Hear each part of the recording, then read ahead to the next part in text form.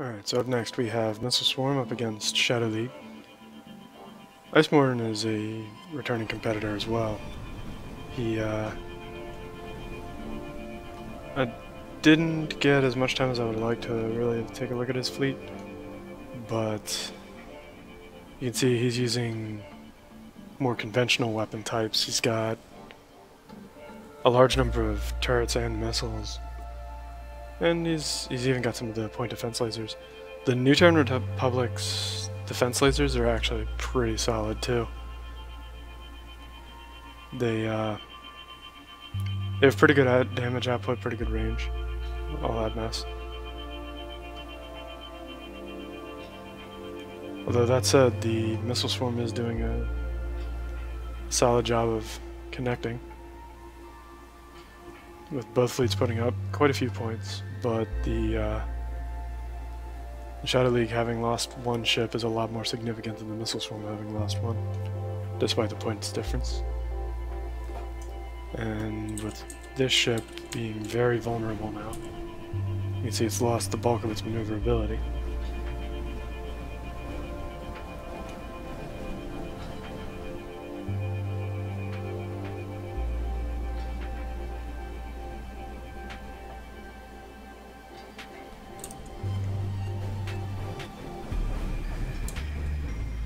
That said, the point defense kept it alive and it managed to reassemble. Well done, Battleship.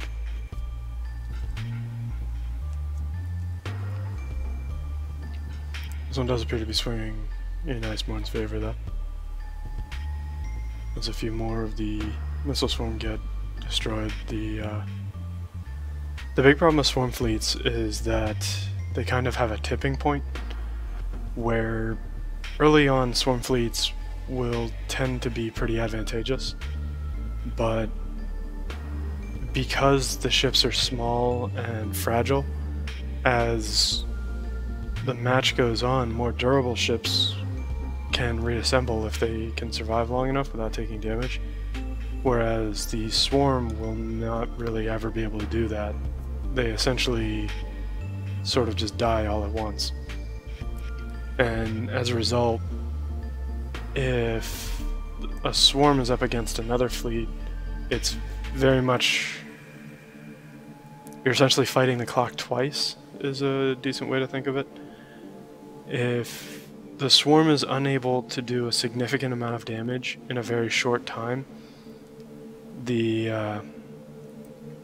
other fleet will take a pretty huge advantage. So you can see what was a 300 point advantage has turned into a 3,400 point advantage. The point defense on Icemourn's fleet working wonders for it. And again, that goes back to the balance change Splinter mentioned, where the anti-capital missiles used to be harder to destroy. Under the old statistics, I'm pretty sure Xderp 7 would be seeing a lot more success, but as it is, he's having a hard time actually gaining any ground.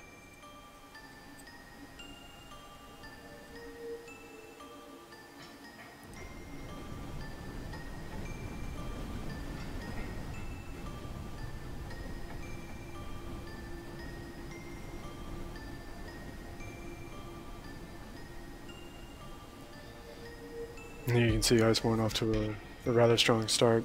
One ship that Xderp 7 did manage to destroy seems to still be alive. It also looks like each of these ships... No, there's a couple duplicates, but there's a lot of variety in Icemourn's submission.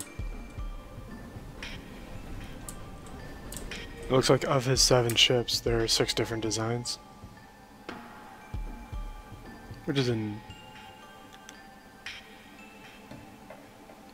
which is quite a bit of effort to actually go through and do that.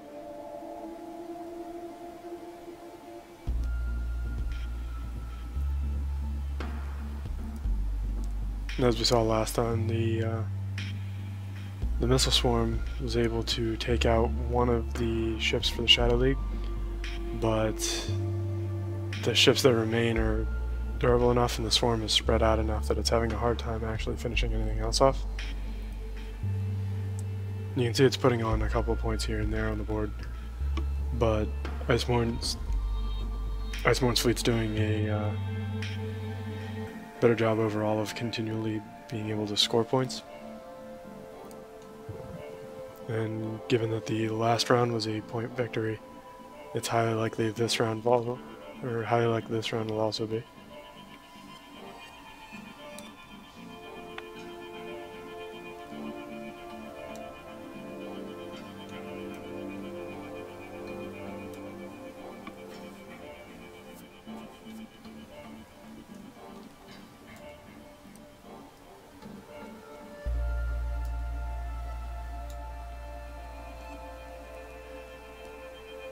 Very solid submission from Icemourn.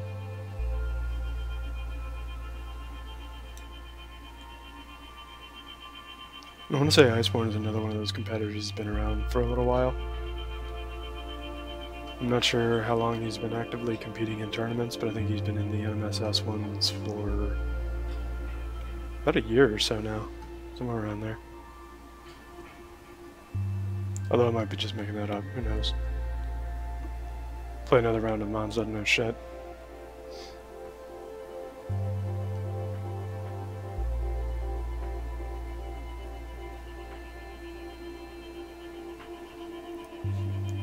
And again, these look like the anti-fighter missiles to me. One of the big things that the new Terran Republic has is that sort of every weapon is designed to serve a purpose.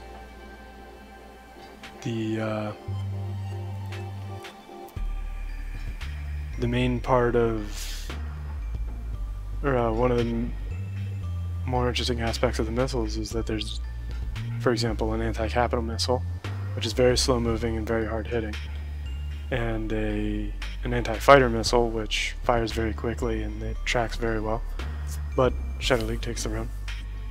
So up next we have DPSbrick by SNW35 against Exterp 7's fleet.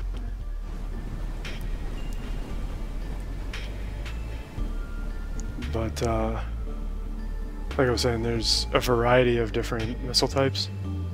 And I think there's even some dumbfire missiles in there as well. But and here you can see DPSbrick doing a very good job.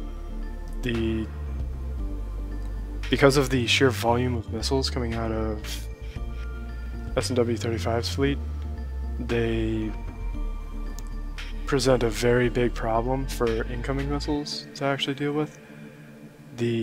Whenever two missiles collide, they're both destroyed, regardless of any other statistics, values, or anything of that nature. So rapid firing missiles like the ones that SNW35 is using do a very good job of stopping slower firing ones. It's actually one of the more common counters to Sentinel nukes is just a wall of missiles, because the cheapest missile your faction has will detonate a nuke every time it hits it. And so with a nuke being 2,700 points, if you can spend, say, 2,000 on missile launchers, you're still at a net positive.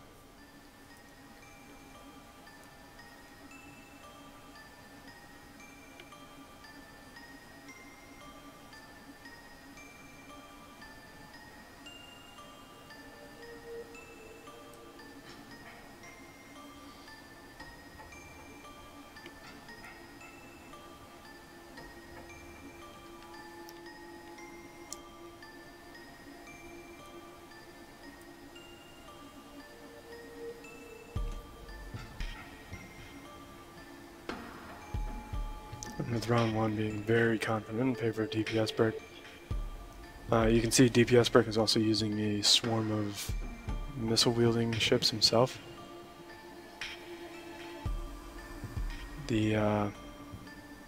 Except instead of using the capital missiles, he's using some of the cheaper ones, which allows him to field more ships in general.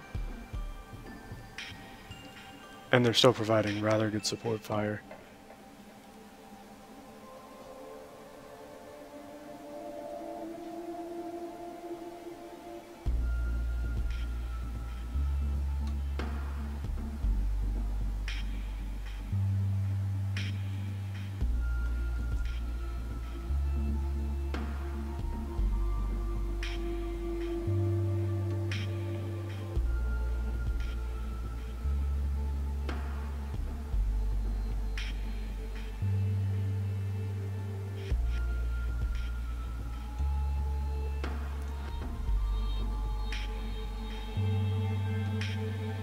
and a very confident round 1 going in favor of S&W 35. As I said, because he's relying on a swarm, if Excerpt 7 isn't able to do a bunch of damage very quickly, then it's essentially impossible to catch up. Even the most idle hits, you can see Excerpt 7's fleet's using shields, but even then, that's not really enough.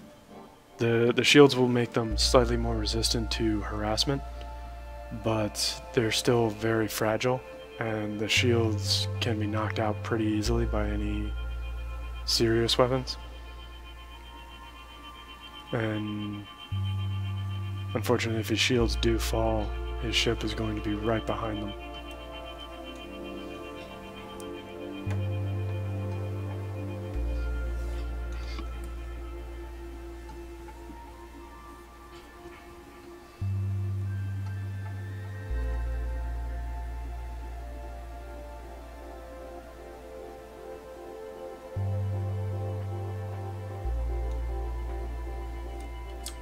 Take a look at this guy real quick.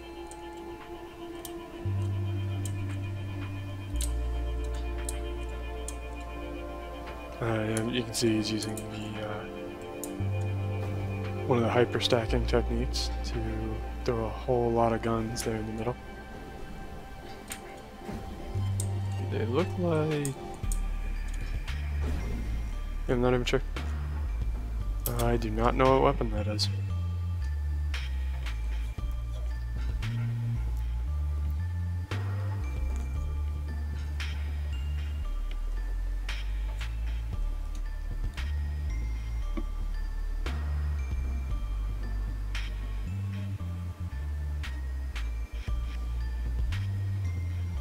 And DPSbrick takes round 1. And as dominant as round 1 was, I'd be surprised if round 2 went terribly different.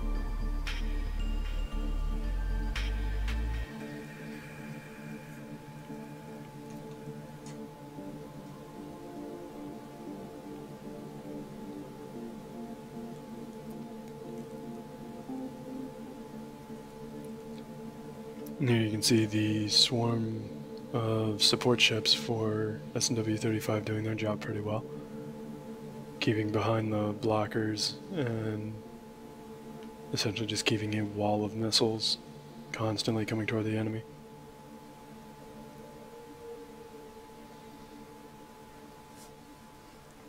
Let's see, how's this guy doing? Yeah, he's fine. And this is, again, more of the waffling technique, which it's one of many techniques to help deal with splash weapons. A lot of the time, splash weapons make or break a fleet, and waffling like that dramatically reduces their effectiveness.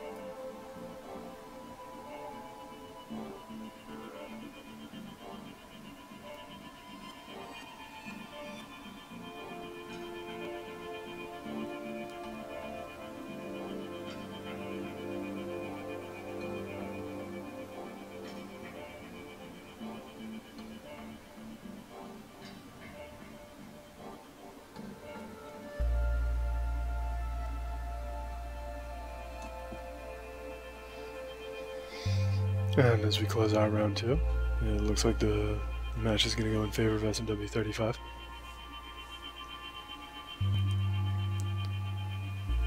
Very solid showing. The swarms for Excerpt 7 have proven to be rather resilient, especially as far as swarms go. His main problem appears to be using a weapon system that got adjusted after his submission, causing the bulk of his strategy to be less effective than I'm sure he was intending.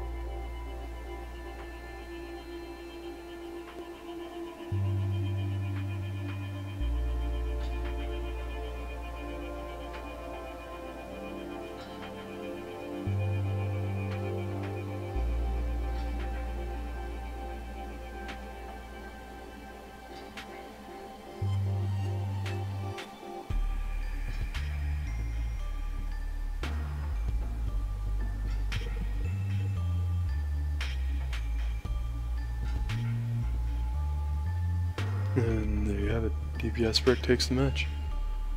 So up next we have TNTFF by Jokrates against Missile Swarm.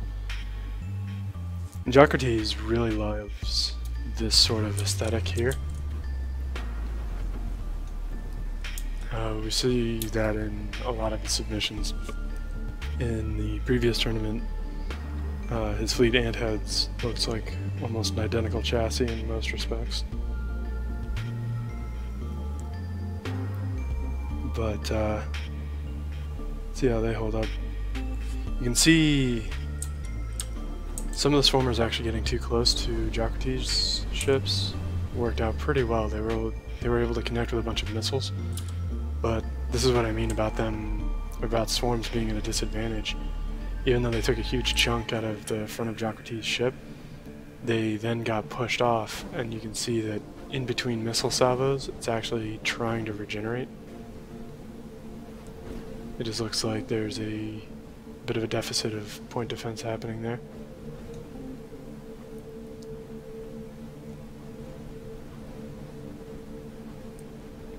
Yep, that ship unfortunately bit the dust. But if you look at the scoreboard, even though the missile swarm did actually manage to bring down one of the bigger ships from Jokrates, the bigger ships don't seem to be the bulk of his point investment, and they were able to score a pretty good number of points in the meantime. This guy here was way out of position. Yeah, this is going to be the bulk of his point investment here.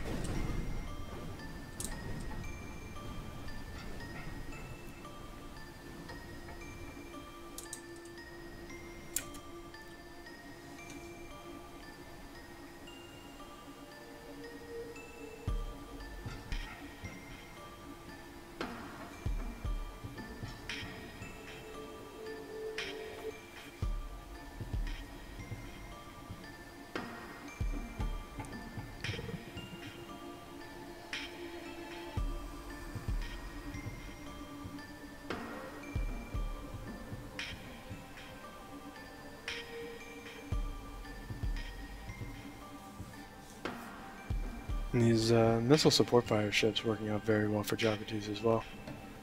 You can see that they're doing a pretty good job of tracking these smaller ships. As I was saying, the NTR missiles are rather good.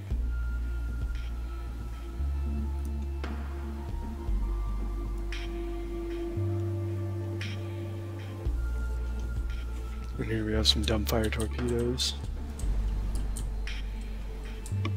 Being dumb.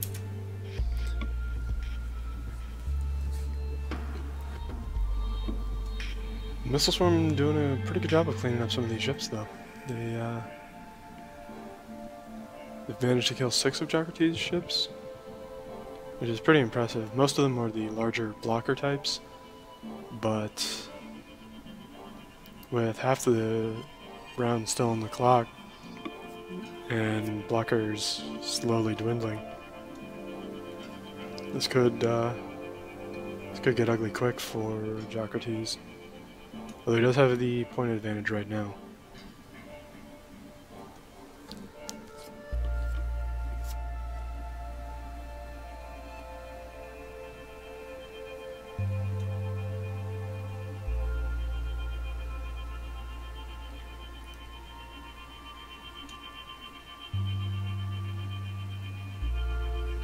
And here we'll be able to see the anti-capital missiles deal a ton of damage when they do connect. And with this ship being extremely vulnerable, they were pretty much guaranteed to do so. It strayed a little too far from help. And this one's probably not far behind. I don't think these blockers don't appear to have any point defense at all. And so they're just getting torn apart by the anti-capital missiles. And so the new Terran Republic armor, I believe, is the same as the vanilla Terran armor. So these large squares are should be 2250 health, and the large triangles are also 2250. So seeing them get cut down like that should give you an idea of about how much damage the anti-capital missiles are doing. Excerpt 7's missile swarm trying to hold on, but I think it's just having too hard a time actually putting any real points on the board. The bulk of Jokrates' point investment is on those little kind of cursor-shaped ships, and they seem to be holding up a bit better.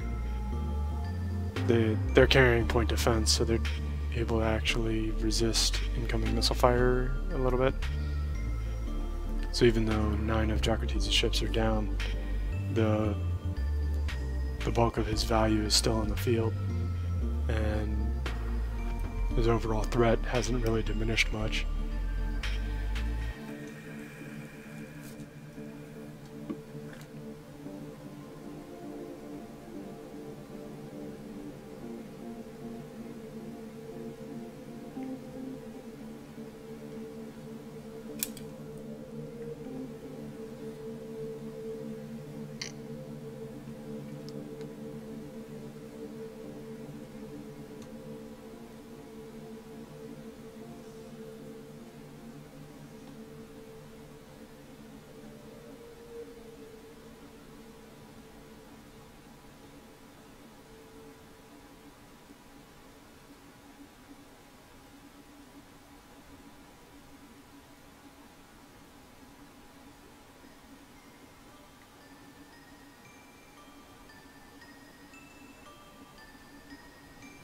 And round 1 goes to Jokrates.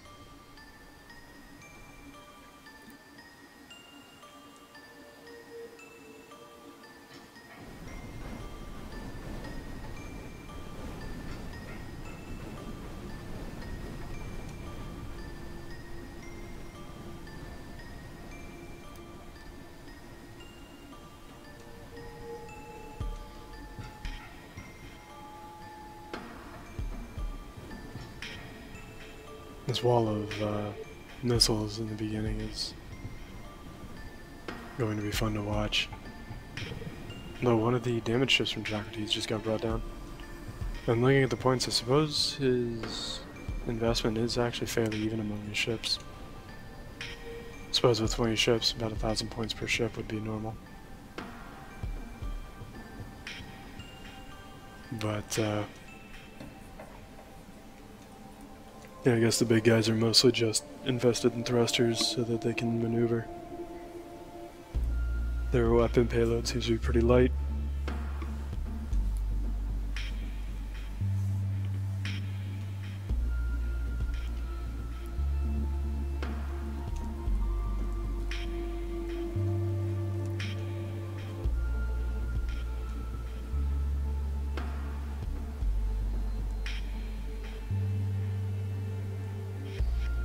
But Jokrates is off to another pretty strong start.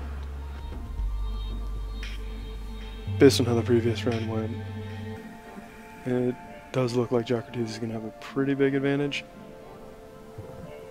The blockers don't really seem to be doing an ideal amount of work, though.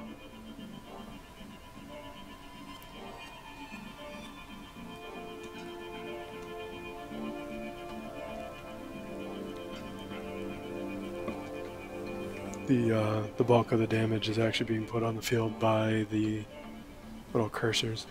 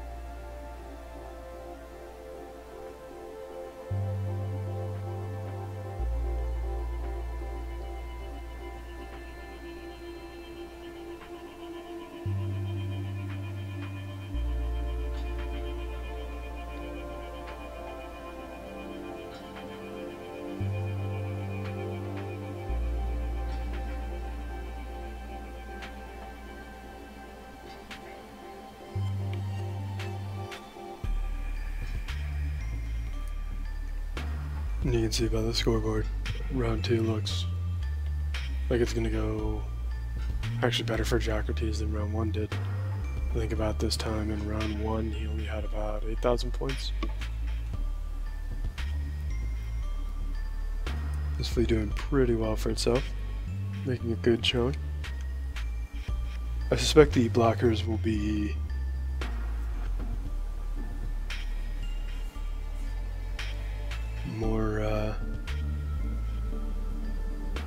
more useful against something a bit more stationary. Let's see. They might also just have range issues in general. Or it's entirely possible he might not even have enough power to actually fire the gun. I'm not sure.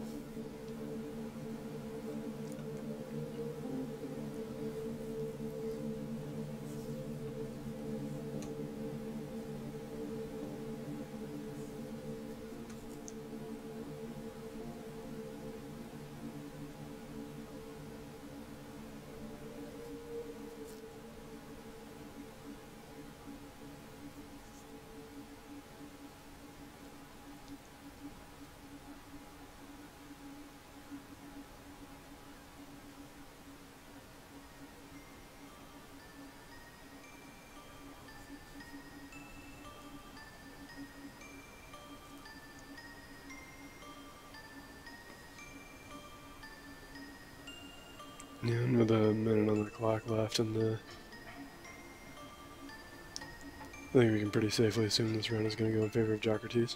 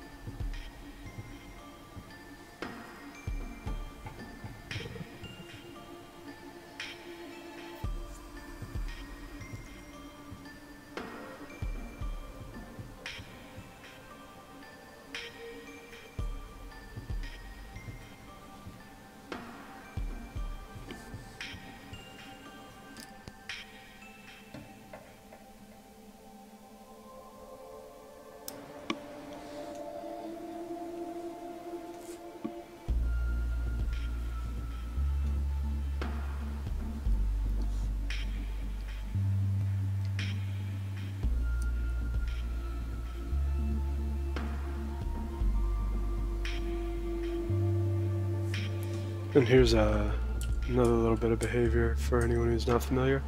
You see how the missiles fired and then just sort of formed a circle around the ship? Let's see if another one's doing that. What that is the missiles were on point defense. If you ever see that, missiles and drones can both do it. They'll just sort of create a circle around the ship. Here, one of those ones are kind of doing it, but the round's over. So congratulations to Jokrates.